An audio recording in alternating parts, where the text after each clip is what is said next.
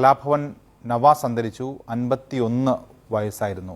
ഒരേ സമയം ഏറെ ഞെട്ടിപ്പിക്കുന്നതും വേദനിപ്പിക്കുന്നതുമായിട്ടുള്ള വിവരമാണ് ഈ മണിക്കൂറിൽ പുറത്തു വരുന്നത്. കലാഭവൻ നവാസ് 51 വയസ്സ് മാത്രമാണ് പ്രായം. അദ്ദേഹത്തിന്റെ മരണം ഇപ്പോൾ ചോറ്റാനിക്കരയിലെ ഹോട്ടലിൽ സ്ഥിരീകരിച്ചിരിക്കുകയാണ്. ചോറ്റാനിക്കര പോലീസ് എത്തി നടപടികൾ അവിടെ പുരോഗമിക്കുന്നുണ്ട്. ഇന്ന് അദ്ദേഹം ഒരു പ്രകമ്പന ചിത്രത്തിന്റെ ഭാഗമായിരുന്നു. ഷൂട്ടിംഗ് ഇന്ന് അവസാന ദിവസമായിരുന്നു. അതുകൊണ്ട് തന്നെ റൂം ചെക്കൌട്ട് ചെയ്യാൻ വേണ്ടി ഹോട്ടൽ മുറിയിലേക്ക് എത്തിയതാണ് ചോറ്റാനിക്കരയിലെ. അവിടെ നിന്ന് ഹോട്ടൽ മുറിയിൽ ചെക്കൌട്ട് പൂർത്തിയാക്കി പുറത്തേക്ക് അദ്ദേഹം വരാൻ വൈകുന്നു. അത് എന്ത് കാരണമെന്ന് അന്വേഷിച്ച് ഹോട്ടൽ റൂം ബോയ് എത്തി.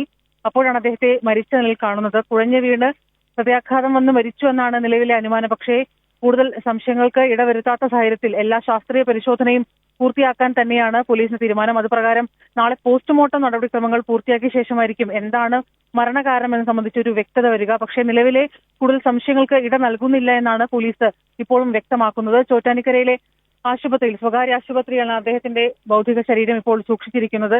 നമുക്കറിയാം, വളരെയധികം സജീവമായിട്ട് മലയാള സിനിമയിൽ 1992 മുതൽ സജീവമായിട്ടുള്ള ഒരു സാന്നിധ്യം. പിന്നീട് ഇടക്കാലത്ത് മിമിക്സിലും ഒപ്പം തന്നെ സിനിമയിലും അദ്ദേഹം ഒരു ഇടവേള എടുത്തിരുന്നു. പക്ഷെ വീണ്ടും വളരെ ഊർജ്ജത്തോടെ തന്നെ അദ്ദേഹം ഭാര്യ അടക്കം നായികയാക്കിക്കൊണ്ട് ഒരു സിനിമ വീണ്ടും റിലീസ് ചെയ്തിരുന്നു. ഇപ്പൊ പ്രകമ്പന ചിത്രം, ഡിറ്റക്റ്റീവ് ഉജ്ജ്വലൻ തുടങ്ങി ഒരു പിടി മലയാള സിനിമകളുമായി വീണ്ടും സജീവമായിരിക്കുകയാണ് അദ്ദേഹത്തിന്റെ ഞെട്ടിപ്പിക്കുന്ന വിയോഗ വാർത്ത.